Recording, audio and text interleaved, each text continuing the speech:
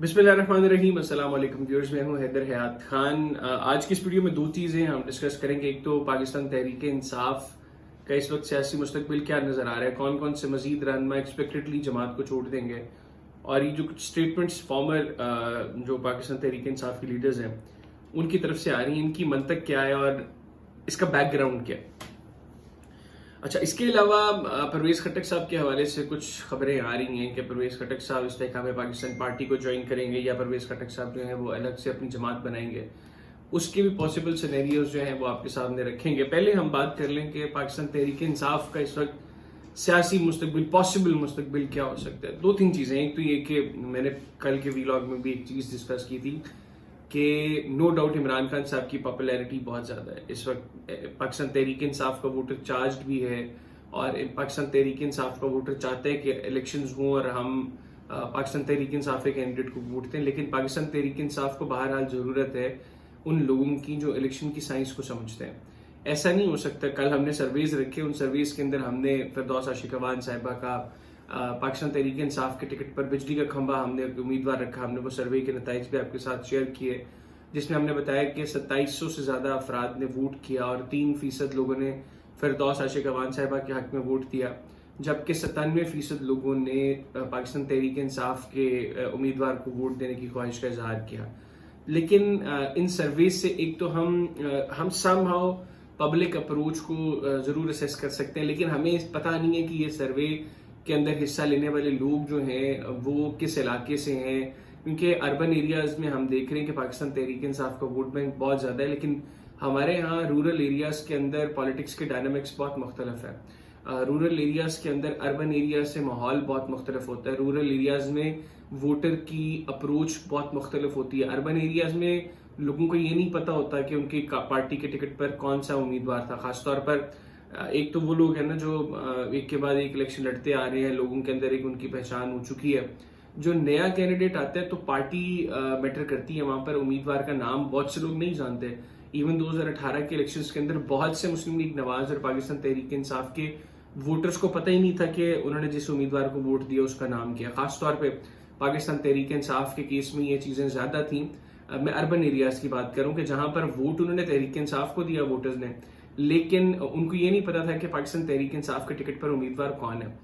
अभी भी शायद अर्बन एरियाज के अंदर माहौल ऐसा ही हो, लेकिन रूरल एरियाज के अंदर जब हम जाते हैं तो रूरल एरियाज के अंदर वोटर की साइकी और होती है, वोटर का सोचने का पर्सपेक्टिव और होता है। बातों की हद तक चले ठीक है, हम कह सकते हैं कि चूंकि इमरान खान साहब के सोशल मीडिया पे बहुत ज्यादा फॉलोअर्स हैं, उनकी बातों को सुनते हैं, लेकिन जब वोट की बारी आती है तो मैं चूंकि मेरा अपना ताल्लुक एक रूरल एरिया से है और मैं वहाँ की अगर इलेक्शन की साइंस को समझता हूँ थोड़ा बहुत, तो उसके मुताबिक ऐसा नहीं होता कि लोग सिर्फ पार्टी के को देखकर वोट दें।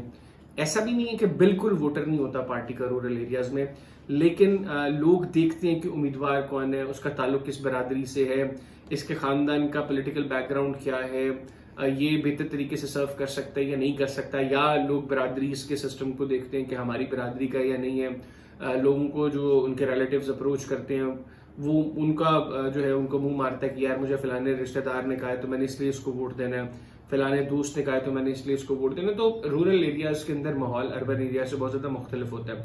अर्बन एरियाज के अंदर जो उम्मीदवार हैं वो बहुत पूरे हल्के में जाकर कैंपेन भी नहीं कर पाते। अच्छा, ना उम्मीदवार को पता होता है कि मेरे इलाके के अंदर, मेरे हल्के में जो इलाके हैं वहां पे कौन सी बिरादरियां रहती हैं, कहाँ से आए लोग हैं, क्योंकि शहरी इलाकों में लोग कोई किसी इलाके से आकर बसा हुआ है, कोई किसी इलाके से आकर रहता है, तो हर बंदे के साथ जान पहचान नहीं होती। इनफैक्ट मोस्टली लोगों के साथ जान पहचान नहीं होती। अच्छा, इसके बरक्स रूरल एरियाज के अंदर जो अगर उस हल्के का रिहायशी उम्मीदवार हो तो उसको पता होता है कि फलाने गांव में कौन सी बिरादरी ज़्यादा है, वहां पर वोट लेने के लिए मुझे किसको अप्रोच करना पड़ेगा, या वो मोस्टली लोगों के साथ उनकी जान पहचान होती है, वो उनको नामों से जानते हैं या कम से कम उनके वालिदैन के हवाले से, उनके रिश्तेदारों के हवाले से उनको हाव नाव होती है। तो इमरान खान साहब के टिकट पर कोई भी शख्स इलेक्शन नहीं जीत सकता। पॉपुलैरिटी अपनी जगह, उनके साथ पब्लिक सपोर्ट अपनी जगह, लेकिन उम्मीदवारों का, बेहतर उम्मीदवारों का चुनाव बहुत ज्यादा इंपॉर्टेंट है।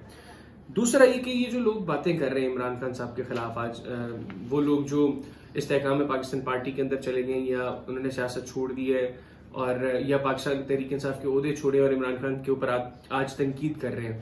میں یہ نہیں کہہ رہا کہ وہ تنقید غلط کر رہے ہوں گے، میں صرف ان کا دوغلا پن آپ کو دکھا رہا ہوں، خاص طور پہ فردوس عاشق اوان صاحبہ اور فیاض الحسن چوہان صاحب.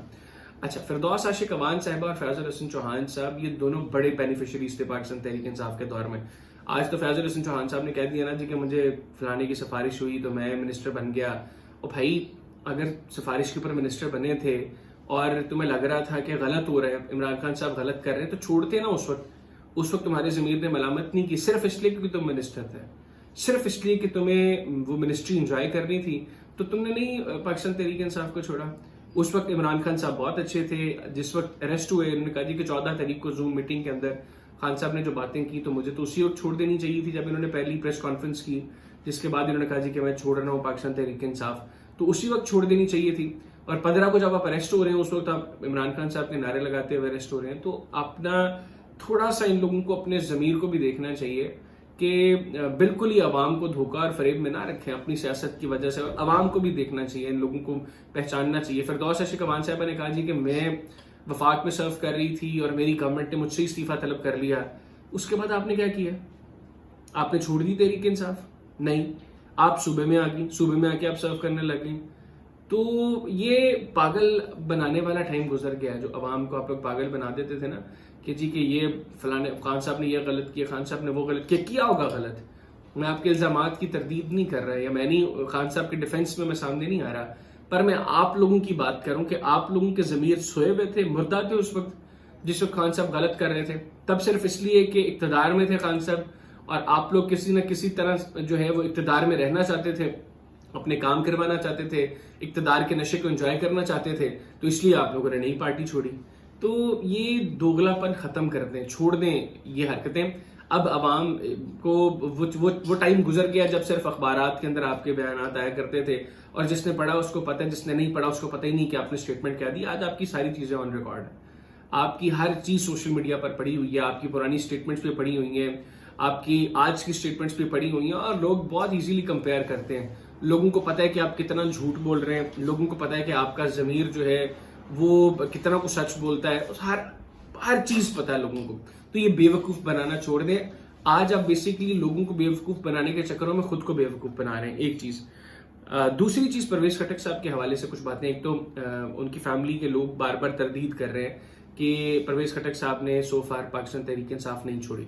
اچھا، انہوں نے پارٹی کے عہدے سے استعفیٰ دے دیا ہوا ہے، پارٹی کی پریزیڈنسی سے وہ ریزائن کر چکے ہیں کے پی کے کی، لیکن still he is part of P T I as per the resources of his family. But اطلاعات یہ ہیں کہ پرویز خٹک صاحب شاید کے پی کے لوگوں کے ساتھ مل کر پاکستان تحریک انصاف کے ذہن میں زیادہ لوگوں کے ایک نئی پولیٹیکل پارٹی کی فارمیشن کے اوپر کام کر رہے ہیں، کیونکہ پنجاب اور خیبر پختونخوا کے پولیٹیکل ڈائنامکس بہت مختلف ہیں. تو یہاں پر تو استحکام پاکستان پارٹی بن گئی جس کا مقصد یہ لگ رہا ہے کہ تحریک انصاف کو ڈینٹ پہنچانا ہے. کے پی کے میں چونکہ ان کی بہت زیادہ میسو پبلک سپورٹ ہے، تو پرویز خٹک صاحب پہلے مرحلے میں شاید کوشش کریں گے کہ ان لوگوں کو انگیج کریں اپنے ساتھ جو الیکٹیبلز ہیں، کے پی کے الیکٹیبلز ہیں، جو پرسنل کیپیسٹی میں پارٹی کی سپورٹ کے ساتھ الیکشن جیتنے میں کامیاب ہو سکتے ہیں. وہ لوگ نہیں جن کو پارٹی سپورٹ کی زیادہ ضرورت ہوتی ہے، وہ لوگ جن کو نام کا، جن کو فیملی کا، جن کو اپنے نام کا ووٹ زیادہ پڑتا ہے. تو انیشلی ہیل ٹرائی کہ ان لوگوں کو اپنے ساتھ انگیج کریں اور پاکستان تحریک انصاف کو ڈینٹ پہنچانے کے لیے کے پی کے اندر ایک نئی پولیٹیکل پارٹی فارم کی جائے. اچھا، اگر پرویز خٹک صاحب اس میں کامیاب نہیں ہوتے تو پھر شاید وہ مل جائیں استحکام پاکستان پارٹی کے ساتھ. اور استحکام پاکستان پارٹی کے اندر جس طرح ہم نے دیکھا کہ بہت سے لوگ انیشل پریس کانفرنس میں موجود تھے، بٹ سو فار ان کی طرف سے کسی طرح کی کوئی یہ خبریں سامنے نہیں ہیں کہ وہ استحکام پاکستان پارٹی کا حصہ ہیں یا نہیں. فواد چودھری صاحب، عمران اسماعیل صاحب، علی زیدی صاحب، یہ تمام افراد خاموش ہیں. ایون محمود مولوی صاحب جو غالباً اسٹیج پر موجود تھے، وہ بھی ابھی یہ کہہ رہے ہیں کہ میں نے حتمی طور پر فیصلہ نہیں کیا کہ میں استحکام پاکستان پارٹی کا حصہ ہوں یا نہیں، اگلے 2-4 روز میں کر لوں گا. لگ یہ رہا ہے کہ وہ کر لیں گے اس چیز کا فیصلہ، لیکن جو باقی بڑے نام ہیں وہ وہاں پر موجود تھے، بٹ سو فار ان کی طرف سے کوئی آفیشیل اسٹیٹمنٹ ایسی سامنے نہیں آئی جس کے بعد یہ کہا جا سکے کہ اب وہ لوگ اس پولیٹیکل پارٹی کا حصہ ہیں. تو اب دیکھتے ہیں کہ پولیٹیکل حالات کس کروٹ بیٹھتے ہیں. مجھے اور میری ٹیم کو اجازت دیجیے. اللہ حافظ.